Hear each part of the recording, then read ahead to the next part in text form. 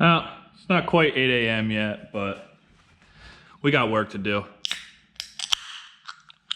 It is July 15th, smack in the middle of the month. I said I'm riding this buggy in July. Let's make it happen. So now it's time to get into a little more of the dreaded side of this, wiring, right? We need to get this thing wired up. We need to design a fuel system, get it plumbed up, and then we need to put some fluids in this to start it up and see how it runs. I won't be able to shift it at this time. I don't have a shifter set up yet. That is in the making. I'm waiting on parts for that. Hopefully by the time this episode comes out, those parts are in and I have the shifter built.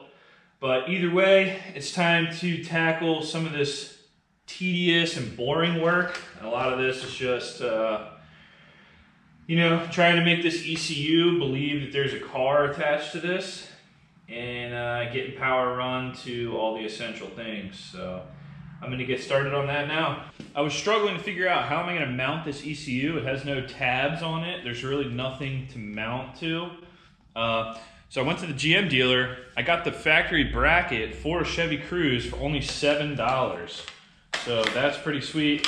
That essentially, you know, fits the ECU the way GM intended. And now I've got mounting brackets here that I could tie this into for that nice factory look. So we'll have to find a place to set this thing.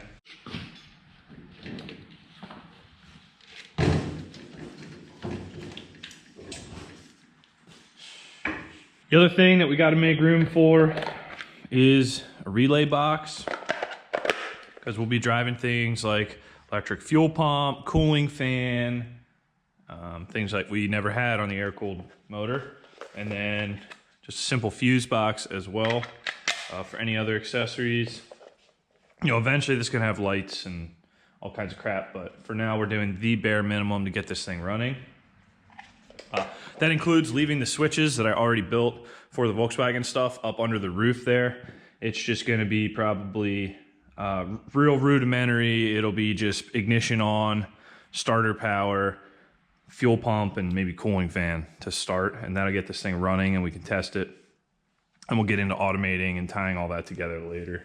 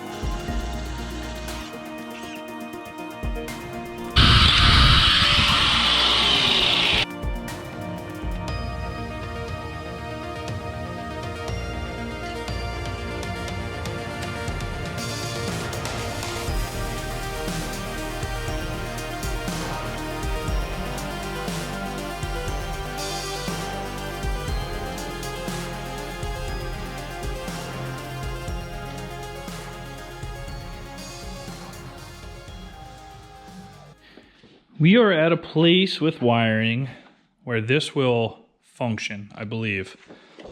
We've got O2 sensor, we got throttle pedal. We are missing one sensor. Actually, it's this sensor here. I just bought this from GM.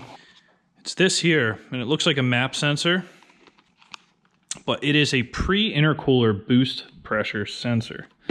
And it needs to go up here somewhere, pre-intercooler. That's where it lands on the Chevy Cruze.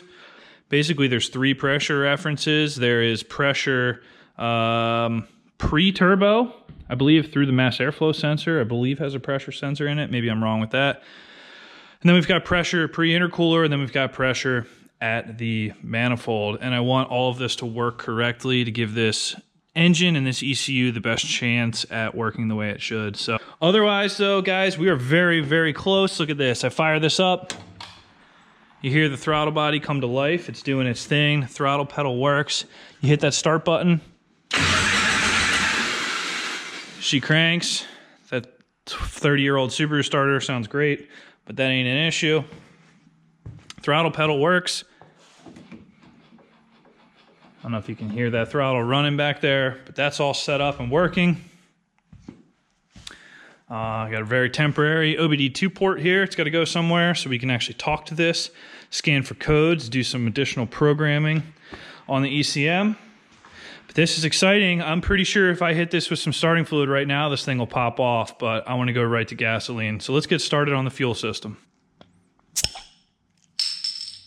Let's go over some of the main components of this fuel system. It's going to start with a Walbro inline fuel pump. This is their 394 model. So this is only 190 liters per hour inline pump. I only need to make, I think, like 55 PSI to keep this ECM happy and this engine happy, but we'll see about that. So a lot of people are like, oh, use a 255 pump, use a 450 pump. With this system, if you're not using that fuel, it's just going back to the tank. So we're just heating the fuel and circulating it with a bigger pump. So you really don't need a big pump. You just need a pump that's going to make the pressure and the flow you need for your horsepower goals, which in this case is very low, 150, 200 horsepower. So I think this Walbro 394 will do the trick. Now, one thing to know about this is this ECM and computer use a fuel pump control module where you have a pulse width modulated fuel pump in the tank that can provide variable pressure to the engine and to the input or the inlet of the high pressure fuel pump. And GM monitors both sides of that. They monitor the low side and the high side. So I'm curious if sending this a fixed pressure is going to be okay, or am I going to have a million codes and other tuning related issues with the fact that I don't have a variable fuel pump in the tank. So only time will tell with that one. I don't have anybody to bang that idea off of. I just have to try it myself. Now, pre-pump, we need to put a filter on it to protect the pump. So, you know, if you got rocks and sand and crap coming out of the tank, this Wix 33033 is a great filter, right? It's small, it's already got 3/8 hose barbs on it, and it's so cheap. These are $4.14 on Rock Auto each. So like, you know, what I would do is next time I need something from Rock Auto, I'll just throw like 2 or 3 of these on my order, put them in your spare parts kit, whatever. These are sweet for everything. Lawnmowers, cars, trucks, it doesn't matter. You should get some of them, they're sweet. Now the most important filter though is after the pump. Because this is a direct injected engine, it works kind of like a common rail diesel where you're taking fuel at maybe 55 PSI and you're ramping that pressure up through a cam driven mechanical pump to fire through the injectors at high pressure. I don't know exactly how high these are. I'm not well versed on these engines, but like, you know, an older common rail diesel might be like 26,000 PSI. A newer one might be close to 40,000 PSI. These gasoline engines, they may only be a couple thousand, but either way, gasoline doesn't have the lubricity that diesel has. So it's super important that that's super clean. I did buy a nice filter for this. This is a 5 micron filter, and it is cleanable, reusable, right? You could either clean out this element with card cleaner or replace it. But either way, it's got 3/8 hose barbs on it as well. So this will tie into my system really easily. And that's super important to keep the high pressure fuel pump and the injectors fed with as clean of gasoline as you can. And it's kind of ironic because like when I had the Volkswagen motor in this, I literally had like pine needles and crap going through and getting stuck in the carb. And it was just like, oh, you pull the jet out and you clean it, no problem. It's gonna be much different from here forward with this newer technology. And then I guess the final part of the fuel system is gonna be a fuel pressure regulator. And for this, I have this AEM fuel pressure regulator. I got this from my friend Alex. He took this out of a Rec Miata and gave it to me. Alex, I do appreciate it. I thought I'd always find a use for it, and here we go. So basically, this is a vacuum or boost reference fuel pressure regulator. I'm not gonna be using that function of it because with direct injection and high pressure fuel injection, you really don't need that. Where in a normal car, you would want to reference the manifold pressure to keep the differential pressure between the injector feed and the actual intake valve the same, and that's a whole nother story. But we don't need to get into that for this. We're gonna be using this in its most simplest form. I'm gonna put a gauge into this plug hole right here, set this thing to 55, 60 PSI, see where the ECM likes it, and we're gonna run it. And that should be it with the end of that. So I will have to get a little creative with plumbing and a T because this is a returnless system on the LE2, but we'll figure it out.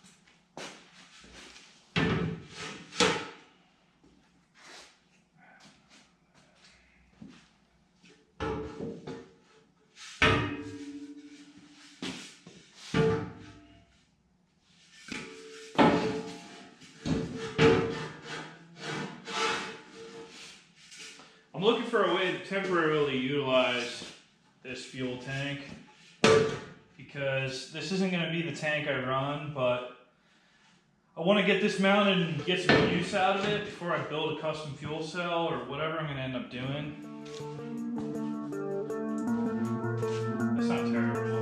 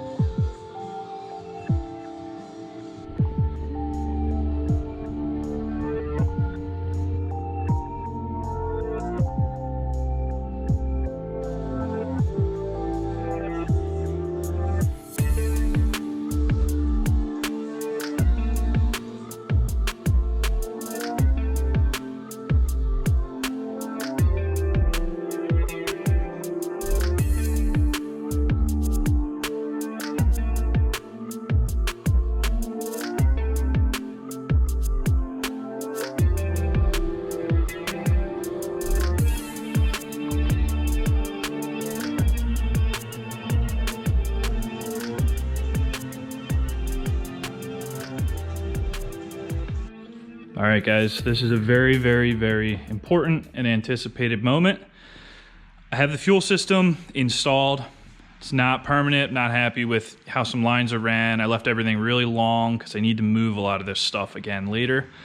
But the pump is wired up to the fuel pump relay, controlled by the switch up under the roof there. I put a little bit of gas in the tank.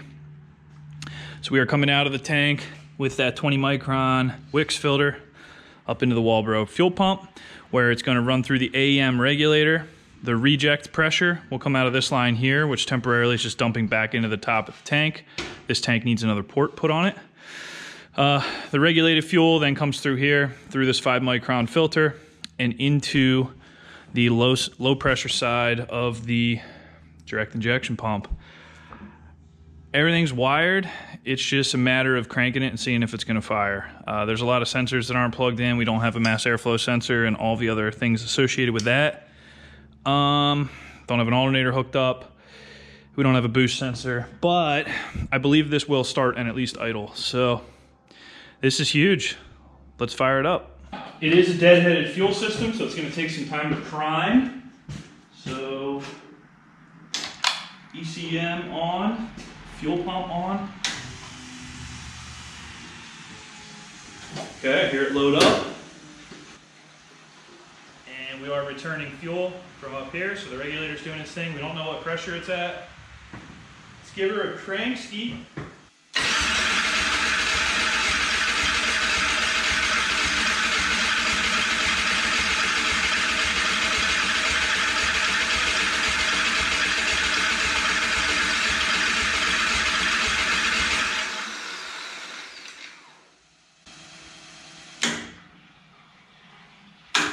All right. I'm gonna hit her with a little Cosby sauce just to prove that we have spark. And if we do not, then we'll break the computer out.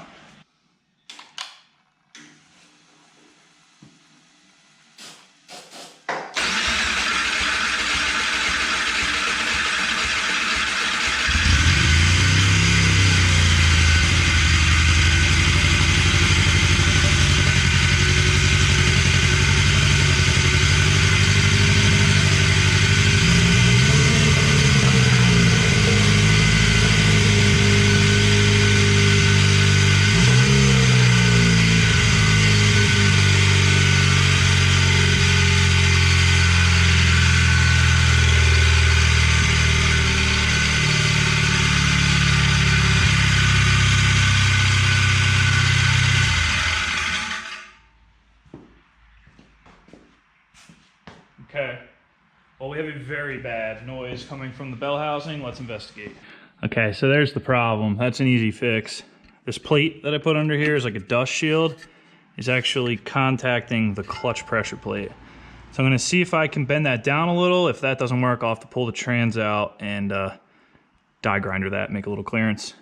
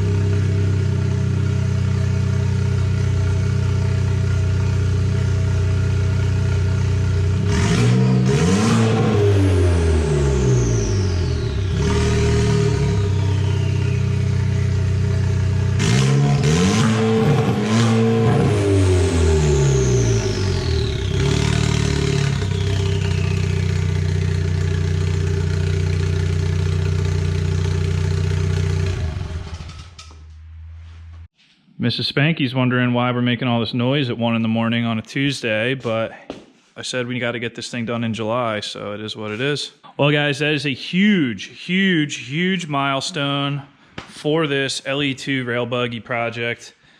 If you've been following, you know I've been putting a ton of hours into this thing, and it's so great to finally hear it run. It's a very rough, I'd say prototype or proof of concept right now with the fuel system and the wiring. I've got some Deutsch connectors coming. I'm gonna cut that whole harness apart and rewire it my way, get rid of all this extra crap, get rid of this like not really weather tight harness here that GM didn't make for this buggy.